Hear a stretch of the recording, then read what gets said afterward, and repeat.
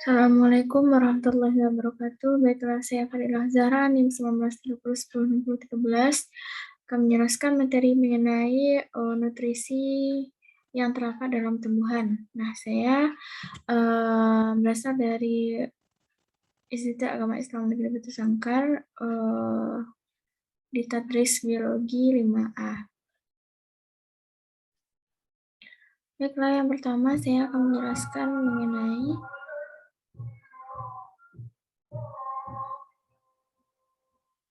pokok pembahasan, yaitu yang pertama menjelaskan komposisi kimia tumbuhan, yang kedua menjelaskan makro dan mikronutrien. Nah, di sini saya akan menjelaskan apa sih komposisi kimia tumbuhan. Nah, berbagai jenis tumbuhan mengandung senyawa metabolik sekunder seperti alkaloid, flavonoid, steroid, terpenoid, saponin, dan lain-lain. Senyawa metabolit sekunder yang terdapat dalam tumbuhan merupakan zat bioaktif yang berkaitan dengan kandungan kimia dalam tumbuhan dan berfungsi sebagai pelindung tumbuhan dari gangguan hama penyakit untuk tumbuhan tersebut atau lingkungan. Senyawa metabolit sekunder digunakan sebagai zat warna, racun, aroma makanan, dan obat tradisional pada kehidupan sehari-hari. Selanjutnya, macam-macam komposisi kimia tumbuhan. Terpenoid merupakan derivat dehidrogenasi dan oksigenasi dari senyawa terpen. Terpen adalah suatu golongan senyawa yang sebagian besar terjadi dalam dunia tumbuh-tumbuhan. Hanya sedikit sekali terpen yang diperoleh dari sumber-sumber lain. Adapun yang kedua yaitu monoterpen, dan sesquiterpen adalah komponen utama dari minyak menguap atau minyak asidi. Minyak menguap ini diperoleh dari daun atau jaringan-jaringan tertentu dari tumbuh-tumbuhan atau pohon-pohonan.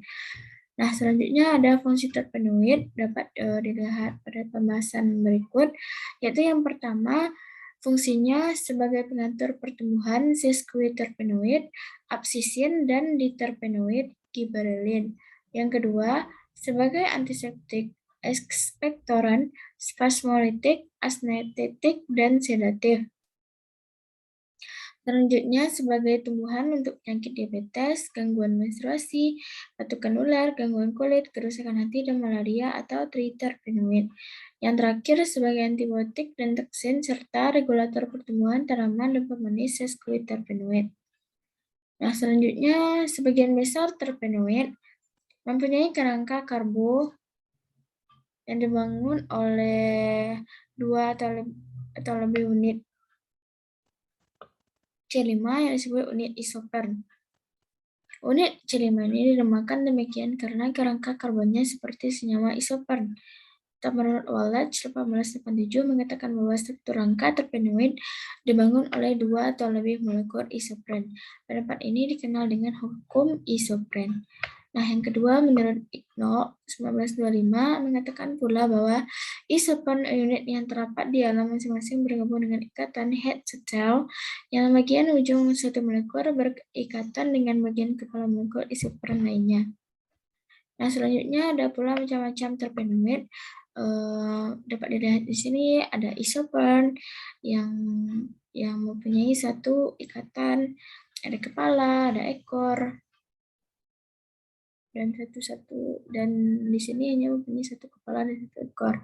Ada pula monoterpen yang mempunyai banyak cabang. Ada pula sesquiterpen, mempunyai pola ganda, politerpen yang seperti segi 6,5, terpen tidak teratur, dan terpen teratur. Selanjutnya ada makro dan mikronutrien. Nutrisi tanaman adalah studi tentang unsur-unsur kimia dan senyawa yang diperlukan untuk pertumbuhan, metabolisme, dan pasokan eksternal yang diperlukan tumbuhan. Total nutrisi tanaman esensial mencakup 17 elemen berbeda, di antaranya karbon, oksigen, dan hidrogen, yang semuanya diserap dari udara. Sedangkan nutrisi lain termasuk nitrogen biasanya diperoleh dari tanah atau kecuali beberapa tanaman parazit atau tanaman karnivora. Selanjutnya ada pula pengertian dari makronutrien dan mikronutrien. Yang pertama yaitu makronutrien, adalah zat gizi yang diperlukan tubuh dalam jumlah besar. Kelompok yang disebut juga dengan makronutrien ini terdiri atas karbohidrat, lemak, dan protein. Ketiganya menyediakan energi agar dapat beraktivitas dan menjalankan fungsinya masing-masing.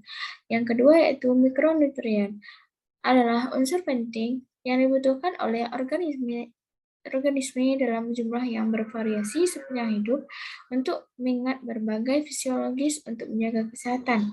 Kebutuhan zat gizi mikro berbeda-beda tergantung organisme yang ada. Selanjutnya, tanaman mendapat nutrisi yang diambil dari media tanamnya.